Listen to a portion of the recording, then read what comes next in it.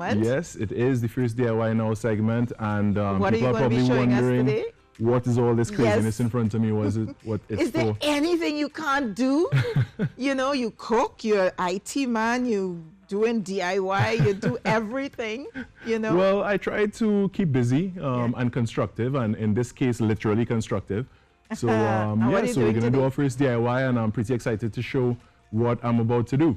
So, as Lisa had mentioned, I dabble a little bit in woodworking and doing things for myself, just because, again, I like keeping busy and like doing things with my hands. So, little fact about Carrie is that I love coffee. Coffee is a big deal to me. It's very important, very dear to my heart, and constantly in my veins. So, if you're the type that loves your coffee, but you don't have a percolator and you're not so much into instant coffee, this DIY is for you. So today I'm actually going to build what you call a coffee pour over, which is generally another method of brewing coffee and getting that, blooming the coffee and getting the grounds, the coffee grounds, from that state into a nice cup. So first we're gonna start off with all the materials you need. So I went to the hardware store and I bought myself what you call a 1/2 inch elbow. I bought myself a 1/2 inch T joint, and this is all galvanized piping, by the way. I got myself a 6 inch galvanized length and a 10 inch galvanized length. And finally, the last piece I have here is what you call a flange, and this is very important and actually very difficult to find. There is a place in the West that you can get it.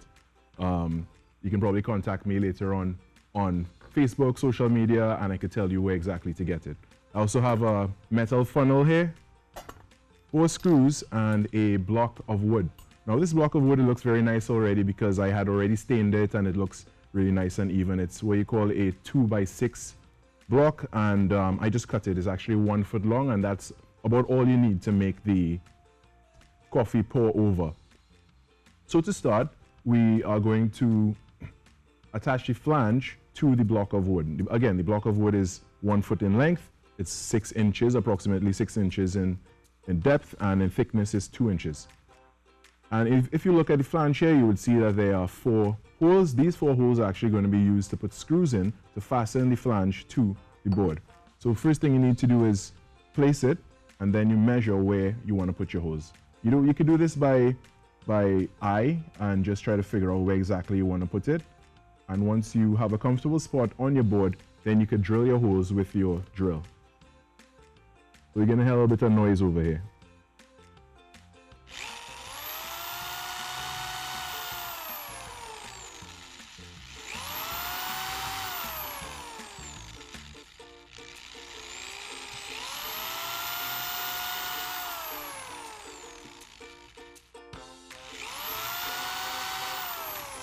And finally, the 4th one. From here, to make your life a little bit easier, because you don't want things in your way and obstructing you, you're going to put your screws in now. I have over here what you call an electric screwdriver. It just makes life a lot easier. You could also do this by hand. There's no problem with that. But to make my life easier and to make it quick, I use an electric one. So you drive your screws into the 4 holes you just made.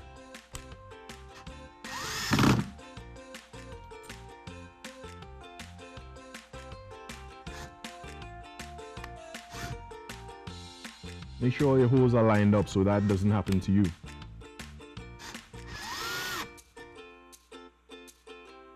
Number 3 over here.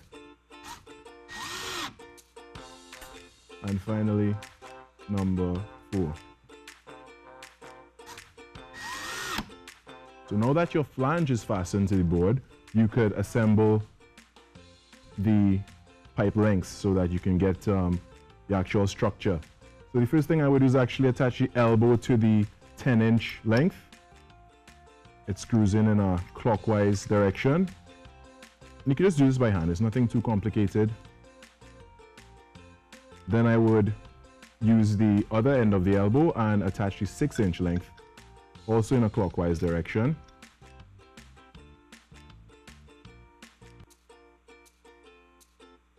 Then I would finally take the 10-inch and attach it to the flange, which actually has threading and a groove in there, so it actually screws right in. You keep turning Sometimes after a while it'll get tight, and you keep turning until it's completely fastened. From here, you take your 1/2-inch T, and you must ensure that you have one side that's facing upward and the other side downward, so you can put your funnel into. This threaded side here goes into the threaded end of the 6-inch, and again in a clockwise direction, you fasten that there, and we are almost ready to make some coffee. Finally, very important that you use a metal or a glass funnel, and the length of the funnel here should be equal to or even more than the length of the T over here, or else your coffee may end up going through this pipe over here and make a big mess, and we don't want that. So here we have it.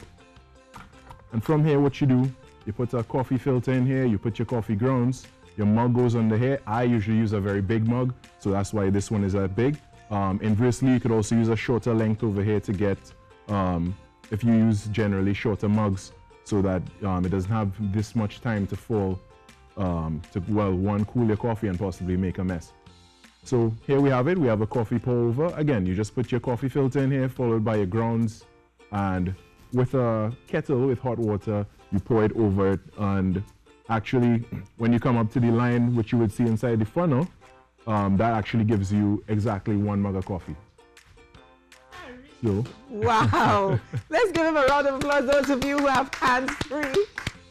That's amazing. Thank you. But I want to see it work, you know. I mean, that looks good and fabulous today, but it doesn't work. The question is, does it work? Well, later on we could actually grab a coffee filter. I think there's some coffee grounds upstairs. In the newsroom, we're coming for some of yours. Yeah, and a kettle, so Shimon, let's get that. I could put my money where my mouth is. And Good job, Carrie. Good job. And we could show the actual application of it. Yeah. Now you could go a little bit further with this. You could dulse this up a little bit. On the one I have at home, I actually used some natural sisal twine, and I wrapped it up all the way up the stem here, and gave it a different look as well.